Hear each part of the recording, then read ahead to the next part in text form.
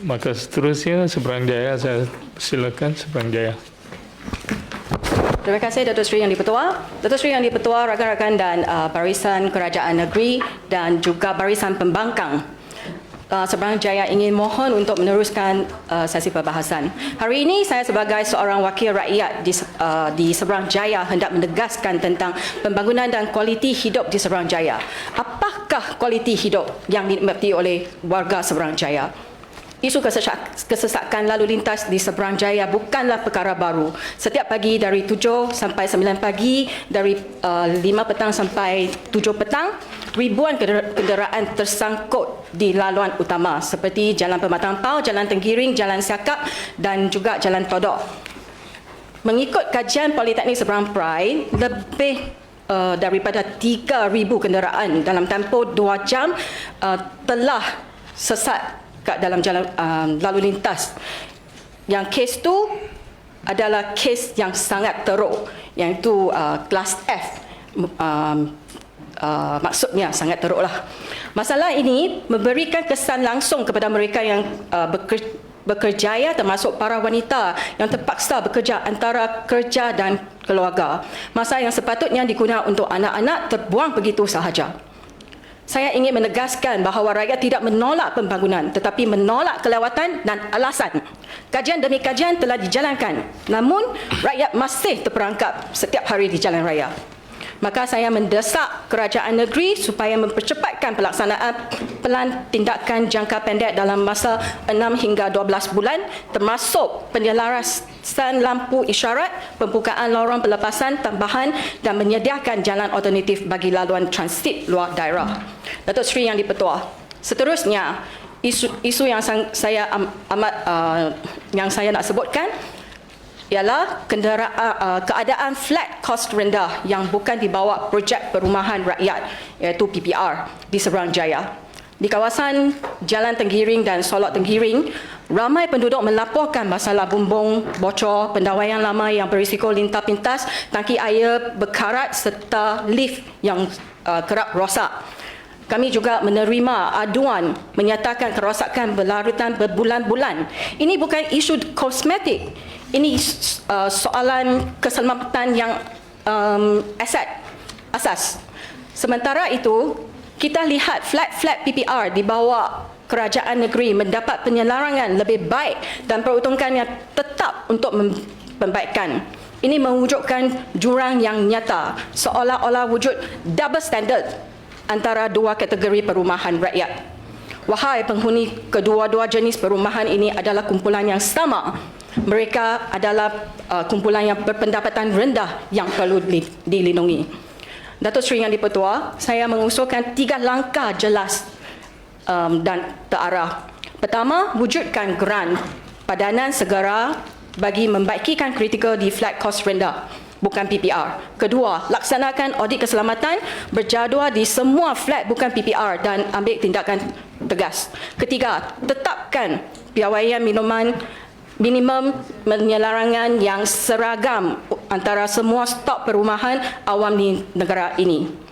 Inilah tanggungjawab moral dan sosial kerajaan negeri kepada rakyat agar kehidupan lebih selesa dan bukan hidup di bawah bumbung yang bocor dan sistem yang lapuk. Mereka tidak minta banyak, hanya mahu hidup dalam keadaan yang selamat, bermaruah dan seimbang. Datuk Seri Yang di-Pertua, isu yang ketiga yang perlu diambil perhatian serius oleh semua pihak kerajaan negeri ialah tentang penyitaan yang dilakukan oleh pihak MBSP kepada peniaga-peniaga kecil di tepi-tepi jalan. MBSP sentiasa menyita peralatan seperti peti sejuk mini, meja jualan, gerai gerobak secara tiba-tiba oleh pihak penguatkuasaan tanpa memberi notis atau perundingan terlebih dahulu. Adalah amat tidak wajar dan kejam. Mereka kehilangan modal harian dan terpaksa menanggung kos besar untuk memulakan semula. Ini adalah sikap dan tindakan yang tidak berkemanusiaan oleh pihak berkuasaan tempatan. Datuk Seri Yang di-Pertua, pada silang yang lalu, dalam Dewan Yang Mulia ini, Yang Berhormat Jawi telah memberi jaminan bahawa wakil-wakil rakyat akan dimaklumkan terlebih dahulu sebelum sebarang operasi penguatkuasaan terhadap penjajah kecil dijalankan. Namun, apa yang berlaku janji tinggal janji. Sejak sidang lepas sehingga ke operasi baru-baru ini, saya sebagai adun Seberang Jaya tidak menerima apa-apa makluman tentang mana-mana operasi yang dijalankan. Saya terpaksa mengambil inisiatif sendiri, telefon, WhatsApp, pengarah jabatan untuk bertanya dan meminta pengesahan. Sedangkan adun-adun di sebelah sana diberi pemakluman awal tetapi adun-adun pembangkang tidak. Persoalan saya, mengapa ada perbezaan pemakluman sebegini? Datuk Seri Yang di-Pertua, sebagai penggolongan bagi perbahasan saya ingin merayu kepada Dewan Yang Mulia ini agar tidak memandang isu-isu yang saya bangkitkan ini sebagai rungutan semata-mata. Ini adalah rintahan dan suara realiti harian yang dihadapi oleh warga Seberang Jaya, terutamanya kaum wanita. Kerajaan negeri sering berbangga dengan program-program pembangunan keusahawan. Saya tidak menafi kebaikannya, tetapi saya ingin menegaskan sekeras-kerasnya hari ini, pembangunan di Seberang Jaya bukan sahaja soal keusahawan dan pembangunan tetapi mesti bersifat holistik. Apa makna mereka terutamanya wanita yang kita bantu untuk berniaga jika asas kehidupannya terabai? Apa ertinya kemanusiaan jika pulang ke rumah yang bumbung bocor, yang pendawaian yang menunggu masa untuk terbakar dan tangki air yang usang?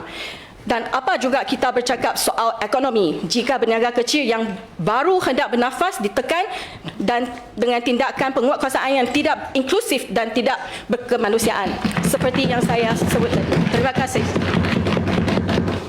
Terima kasih. Okey. Itu simulasi saja.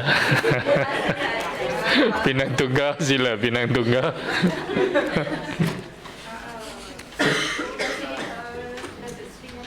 Terima kasih Datuk Seri Yang di-Pertua. Sahabat-sahabat sekalian, Assalamualaikum dan salam sejahtera. Okey, pendirian saya hari ini bukan untuk menolak pembangunan, Datuk Seri, tapi untuk mengangkat suara rakyat yang sering dikesampingkan dalam proses itu. Kerajaan negeri harus sedar pembangunan yang tidak berteraskan keadilan hanya akan mencipta jurang yang lebih dalam antara kuasa dengan rakyat. Satu, pemilikan hartanah Bumi Putra di kawasan pulau. Datuk Seri Yang di-Pertua, saya ingin merujuk kenyataan Ketua Menteri yang mengalu-alukan cadangan Persatuan Melayu Pulau Pinang pemenang dan kesediaan Udah Holding untuk meningkatkan pemilikan hartanah Bumi Putra di kawasan strategik seperti di Jalan Patani, Jalan Perak dan di Sungai Pinang. Namun ingin saya tegaskan, niat tanpa pelaksanaan hanyalah retorik. Setakat ini belum ada pelan rasmi, pelan induk ataupun pelan jangka masa panjang dari segi pelaksanaannya. Rakyat tertanya-tanya, apakah bentuk kerjasama kerajaan negeri dengan pemenang dan UDA sebenarnya?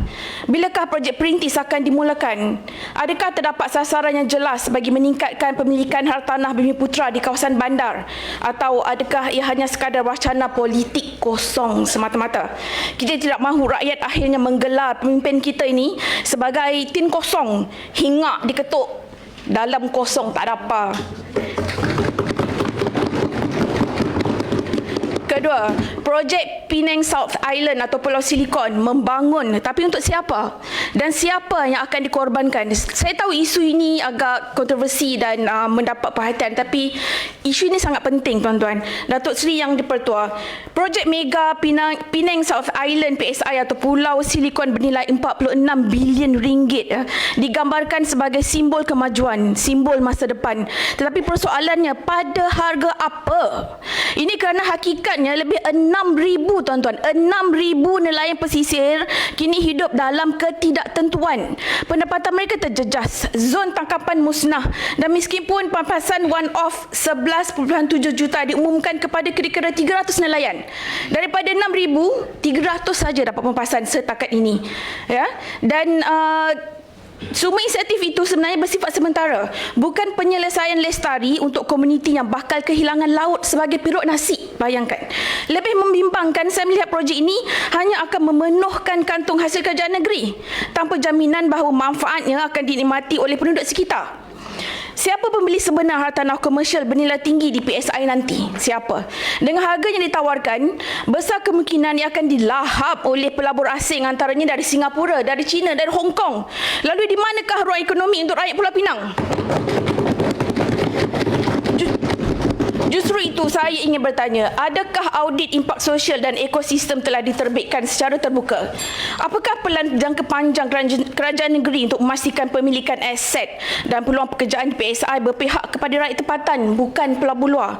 Kita tidak boleh terus menjual tanah tebus guna dengan slogan teknologi hijau yang dikatakan akan menjadi teras landscape pembangunan Pulau Silikon, sedangkan ekosistem maritim kita dikorbankan. Kita jual tanah tebus kita jual tanah tebus, tapi ekosistem kita terkorban.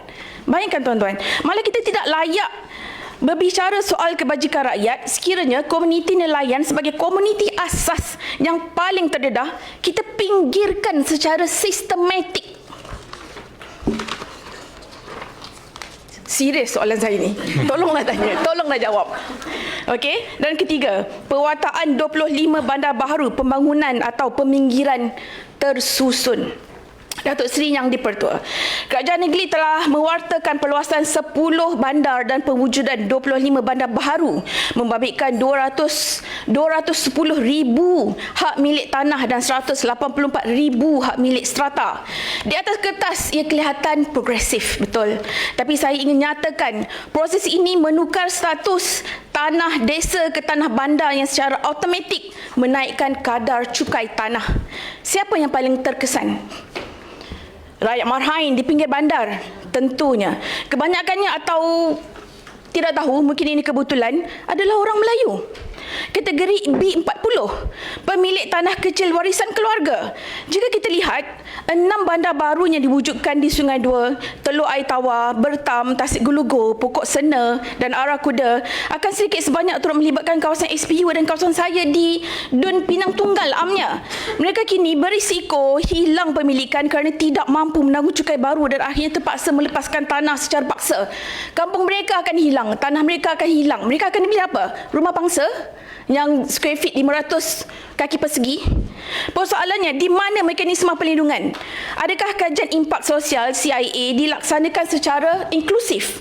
Saya minta kerajaan negeri dedahkan jumlah pemilik tanah B40 yang terlibat.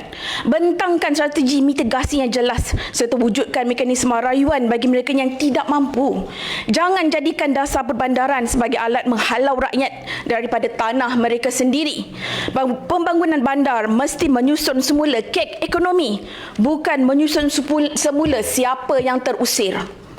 Datuk Seri Yang di-Pertua, rakyat tidak menolak pembangunan, tapi rakyat menuntut pembangunan yang menyertakan mereka, bukan meminggirkan dan menafikan hak.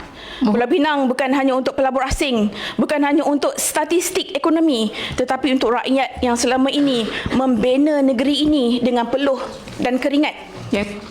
Saya mohon agar kerajaan negeri bertindak tidak sekadar sebagai perancang pembangunan tetapi sebagai penjaga keadilan sosial, sebagai kerajaan yang berfungsi atas dasar merit dan integriti. Sebarang keputusan tanpa pelan pelaksanaan adalah sekadar populisme. Sekian, terima kasih.